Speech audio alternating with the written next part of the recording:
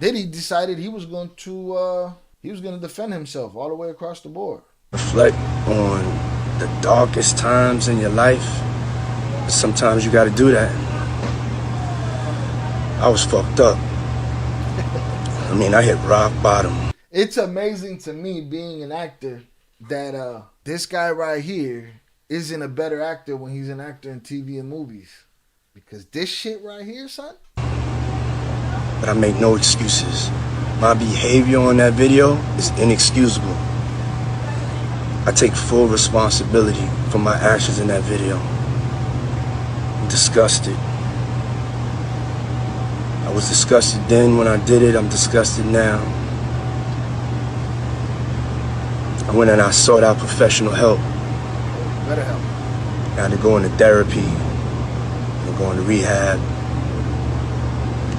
Had to ask God for his mercy and grace. Hide behind God again? I'm so sorry. Smeagol looking man.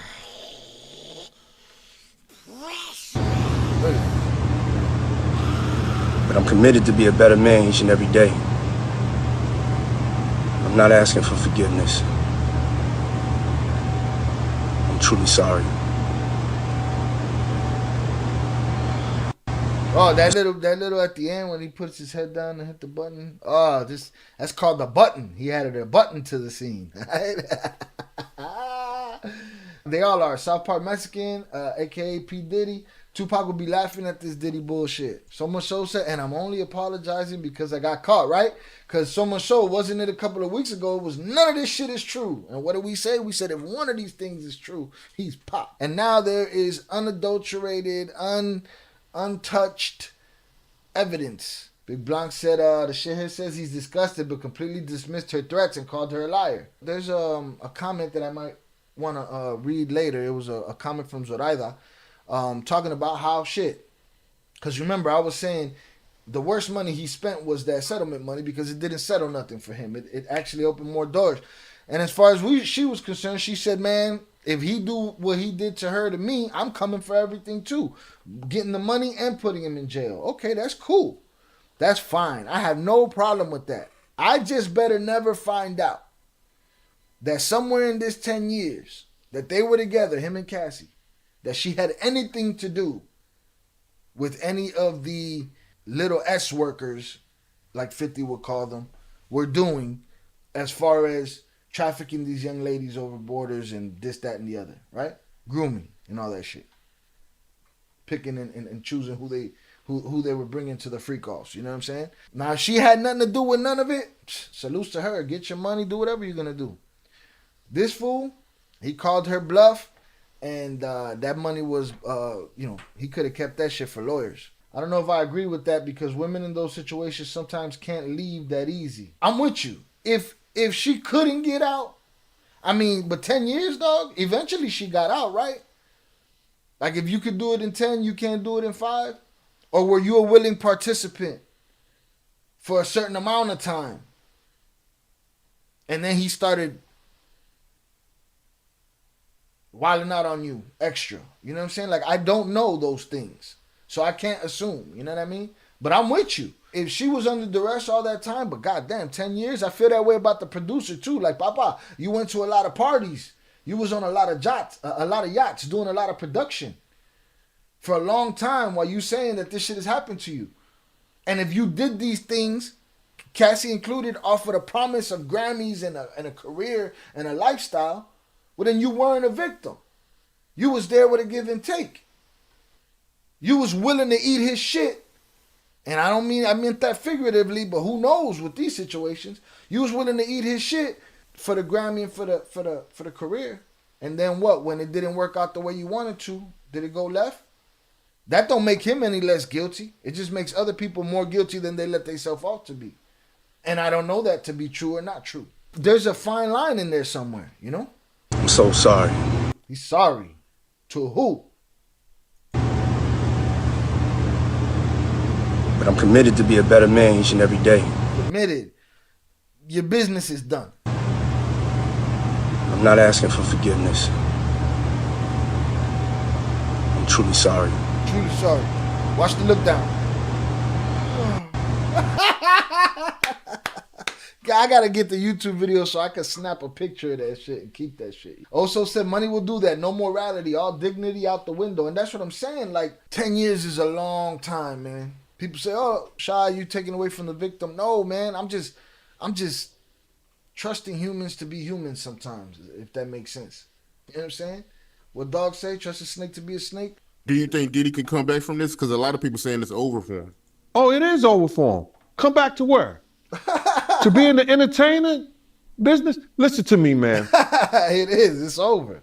Who's going to want to stand next to him? And I don't want to bring this guy's story up because it's old. And I know he's trying to live past it. But I'm going to bring it up anyway. Who, Michael Vick? What are we talking about here? Ray Rice. Oh, shit. His wife spit in his face. And he did what he did on that elevator. Is that what happened? I didn't know that. He ain't played one football game after that. Nowhere that I know of. He may have went overseas and played or something like that. I don't know that to be true. But he didn't play in the NFL, a hell of a running back. He ain't played not one down in the NFL after that. No endorsements. Nobody's going to have anything to do with old boy. And when they come out with this other stuff, he going to come back to work. I wouldn't be surprised if he do the ultimate sin, his suicide. Because bruh, he's such a narcissistic that he couldn't stand not being somewhere and not being seen. His whole life, his whole career was about him being seen in the public. It was about him, taking everybody else's dreams and making them his. And now, him nor his kids would profit from anything from Bad Boy or Sean Puffy Combs again. Done deal. His kids is gonna suffer behind this. Wow, man, that's crazy to hear, man. And you knowing Diddy, you think it's a good chance he might take his life? He was talking about taking his life at the City College thing. Yo, D. Ferg, ASAP Ferg's father, say, yo, man, we gotta watch him, man. This nigga talking about killing himself. D. Ferg, ASAP Ferg's father, and the person that drew the Bad Boy logo, amongst other logos in hip hop. I say, so let him. Gotta watch him, man. This nigga talking about killing himself. Now, what he's talking about is the event where Diddy threw an event and people got stampeded and run over and unalived. I say, so let him. If you're that weak, I said, let him. And he said, Eugene, why you say that? I said, man, listen to me, man. He ain't no good to nobody if he talking about hurting himself. His life don't belong to him. His life belong to God. What he should be trying to do right now is work his way towards God now, for real, and not that devil he been worshiping.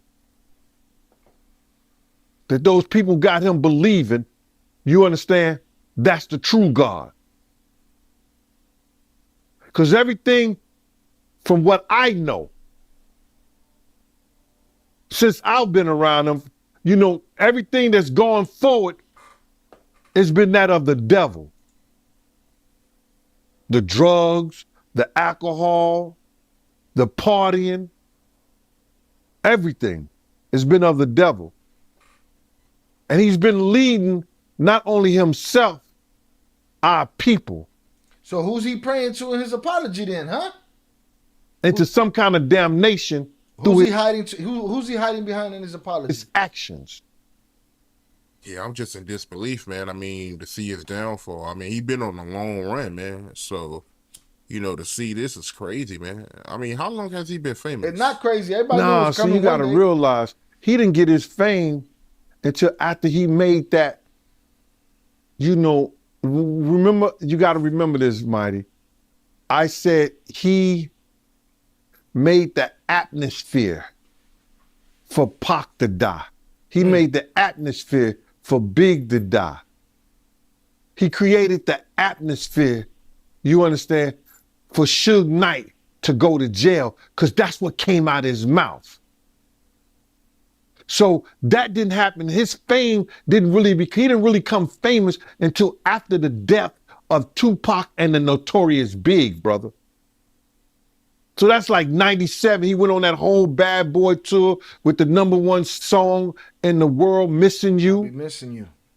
Where he had to pay out of his ass for the sample clearance. Where he stole the thing from Sting and the music from Source Money, the lyrics from Source Money. Didn't even want to pay that man his money. Waited all those years to pay that man his money. He was stealing people's dreams, man. He's the cause of a lot of people's death, and people ain't gonna see it the way I see it. But when you steal somebody's dreams, Black Rob probably could have changed his life. Probably could have changed the way he thought. Probably could have changed the way he was doing business if he wouldn't have stole G-Dep from him. If he would have treated Craig Mack in the correct way and not try to steal his music, use him in the way that he used Craig Mack to catapult the Notorious Big, Craig Mack's life could have been changed. If he would have never set up the atmosphere and had Big out there in California and bringing Big to that party, the Notorious Big life may still be here. If he wasn't trying to put the Bloods against the Crips, well, they was already against each other anyway, but use the Crips, maybe Tupac would have never had that altercation. But if ands, and buts were candies and nuts, like I always say, Christmas would be every day. And I understand that. But he set up the atmosphere for a lot of people. Wolf set up the atmosphere between him and BMF. Come on, man. And there's so many names left off that list. He created the atmosphere for Jadakiss to say on radio, it's worth killing and it's worth dying for. It's worth pushing a refrigerator off a building onto somebody. The fact that they were getting robbed and stuck up for their publishing. You know, he created the atmosphere for the Locks to dislike him that much. They say one day you got to pay the piper. And those guys, the Locks, you don't see them. They're not the kind of guys that go out their way to dislike somebody. It's a lot of validation for a lot of people with that tape coming out. It started with the lawsuits and more talk, but we've been hearing this talk for over 20 years. It came to fruition. Things that people that they called haters. You think those trolls that been trolling Gene Deal all of these years? Who knows? Maybe Gene threw a little extra grease here and there. Hey, he out there. He been out here getting interviewed for a lot of years. You know what I'm saying? Doing his thing. When he was starting doing these interviews and stuff, all these trolls, all these haters called him a liar, called him a hater. You just hate that Puff came up. You just hate that he's successful. You just hate this, that, and the other. You think all those fucking trolls are gonna come back and apologize to Gene Deal now? Our relationship, I was like his big uncle, so I'm not gonna let him do stupid stuff to get himself in trouble or me in trouble. So a lot of that stuff that is probably happened after I left, you understand, other than, you know, the swinging stuff that he did with Kim and other guys and everything. All right, so he could attest to the sexuality of the situation, but he hasn't attested to no violence. I don't know what you want to know about that, Cam. You know, you're talking about this is your girl, this is your woman. She didn't even have Christian at the time, but you bringing other guys in with her, and then sometimes be just other girls and her, then other guys, then guys and girls, and they swinging, they doing their thing, bro. You know, I guess that's what the industry is. They like to swing like that. You know, the rock stars do it. I guess the rappers was doing it too. Was that stuff surprising to you, or were you used to it being around the music business? I'm not gonna have Cam. That's surprising to anybody. You know, who gonna have their girl having sex with another man because you can have sex with their girl, or y'all switching and y'all, nah, man. That's some beyond me. But I know it happens. Mark Curry has said in an interview that Puff broke Kim Porter's nose when they were fighting on a yacht. Mm. Did you ever see anything like that or hear about anything like that? I never seen Puff put his hands on Kim like that, other than snatching her and grabbing her or something like that. But as far as I heard of the nose breaking. That was something that I heard of that. I seen somewhere that, you know, he treated... Hey, see, he didn't want to talk on that. There was an edit there. Who knows how that edit came about, but said he seen it grabbed them. Now, why didn't Mark Curry step? Why didn't Mark Curry step to Puff over that shit? If he broke her nose, what? On a yacht? You can't even get away from me on a yacht. You know what I mean? Where you gonna run to? J-Lo different than he treated Cassie and Kim. Well, I know that I never seen him with the play fight like he used to do with Kim, because that's how it would start off. He would start off with the play fight, hitting her with pillows like and all like that. I guess passive aggressive Puff, right? Testing his boundaries with play fights, pillow fights and shit. Love tap. I don't know that I wasn't into that. I've never been into that with women. So he would start off like that. Then it would always probably go up to something, a higher level, or where she wanted him to stop playing with her like that because he may have gotten a little too rough for her. Because he's a punk and he's playing passive aggressive games to get to his aggression. But I never seen him do Ms. Lopez like that. And when J-Lo was around, I used to always just call her Miss Lopez. He would do the flirtation and like have a lot of girls around and then try to play her like that. But, you know, she would check that. And I put in my book one particular night where she was in the we was in the studio and a lot of girls was up there, and J-Lo got, you know, Miss Lopez got mad and she went home and she put on some jeans and sneakers and put her hair back into a little bun and a ponytail, and she came back to the studio and Puff had a new song for her because she was heated and he got rid of all those girls that was in the studio. So he never tried to, you know, straight up, you know, talk to her crazy. He won't stay with a woman that'll stand that line with him. Or anything around people. Never. I never even heard him raise his voice to her. Totally different. Totally different thing. Totally different. But you got to realize with Kim them and most other people that I've seen them be around. Puff had a machine behind him. J-Lo had a machine behind her. You ain't just gonna be treating J-Lo however you want. Depended on him. Ms. Lopez didn't depend on him. You know, she had her own. What do you think about that? You knowing Diddy, do you think he's capable of doing that, man? Do I think, yeah. Every man possibly is capable. I think he's very capable of doing it. It's in his character. That's who he is. That's what comes with power. That's what comes with arrogance. That's what comes with, what makes him. Power. That's just the selfishness that make you be like that, but with everything that's going on, man, you looking at, they dropping them left and right. Companies are parting ways with him. All of that's happening right now because he's tarnishing his own image. What I think is it's what I call is a character assassination that's going on right now. So it is not. It's a character revelation right now. It's definitely not a character assassination. Your character has always been your character. It's a character assassination if somebody is lying on you.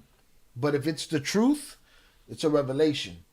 And a lot of people knew in their mind. Now we don't have to think about it no more. It's just another form to silence a man, to humble a person. You know how sometimes you got to humble somebody? You're right. Yeah, I think he's being humbled right now, which it took a long time. It takes a long time to humble an arrogant person. So Diddy, he's an arrogant guy. very arrogant, Yeah, selfish. you can't see that. You can see that. All of those kind of things that you don't like. You don't never see in a true friend or a grown man. You know what I mean? Like you're a grown man, you carry yourself like a grown man. He doesn't carry himself like a friend. You know? So you're not surprised when you hear Cassie say that, you know, Diddy, he used to hit her and she had to cover up her bruises with makeup. Cause I interviewed Gene Deal and he wasn't around Bad Boy when Cassie was around, but he told me that, you know, he did the same thing to Kim Porter. Or you could take it before then, and then you can remember when Misa was dating Eric Sermon from EPMD, and that was her childhood boyfriend. Like coming up, they was the lovey-dovey couple, and it was back then. He used to do that with Misa. So and one thing I always say is, as a man and as anyone in a relationship, we often go through these kind of things. So I've seen it in friends. I've seen it in him. I've seen fights. I've seen all kinds. I've seen fights between when he have an argument, fight with a female, whatever it may be. I've seen it with my own friends. But sometimes you say, we all go through things, but once you have a sign of doing it over and over and over again, that's when it becomes a problem. You be like, so every relationship that you get in, you're violent in them. So you say, I don't have to wait to see what he would, I was around when Cassie was there. I knew Kim Porter before I knew Puff. I met Misa, but it was a history. When you have a history of the same thing, man, it becomes a problem. Something you do once or twice, you get over. First, you're not supposed to put your hands on a woman's way I was raised. And the only person that really put their hands on women really is men who have feminine traits. So, it really takes a coward to put his hands on a woman. So, a man is so strong enough, we can just walk away. You can do, there's so many different things that you can do other than get upset, put your hands on a woman. But that comes from a man who's not quite a grown man. It's still a boy, like a bad boy. I'm wondering if this is the interview about Speaking of Kim Porter, because you knew Kim Porter, is it true that Diddy broke her nose? Bust her nose, man. Where were you? But it was all, insecurities. Anytime a man would go out his way to wiretap someone's phone or put taps in their homes just to monitor their conversations, that's a sign of insanity. So when you see someone doing that, you can imagine everything else they do. What do you think he's going to do if he found her on the phone talking to someone and or feels that she's cheating on him or somebody sleeping with his girl? What you think he's going to say? Ooh, I caught you. Ooh, I heard this. Nah, he's going to come in with it's going to be a fight. But that's something that you've seen from the inside. When you're on the inside looking out, it's like looking at Blueface and his girlfriend always arguing on TV. They toxic relationship. Horrible. So when you're on the inside looking out, you don't really see them like fighting. You just be like, they tripping. This is their relationship. It's been going on like that with them for years.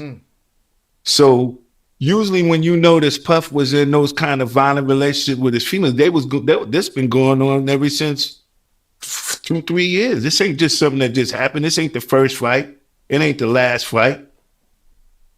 Yeah, I noticed all. I seen a lot. I seen him walking with scratches and bruises on his. But he didn't say he saw him break her nose. He didn't say that. You know what I'm saying? I'm not saying he didn't do it. I'm just saying I was coming at this with the mentality of, if you saw it, why you didn't say something? Why you didn't do something? He didn't say he saw it. He just confirmed that it happened. I seen him walking with scratches and bruises on his face. And you'd be like, who scratched you up, dog? Who's scratching you? What, you had a fight with a cat? What's going on? So he put his hands on females, put his hands on producers, executives. That's just his.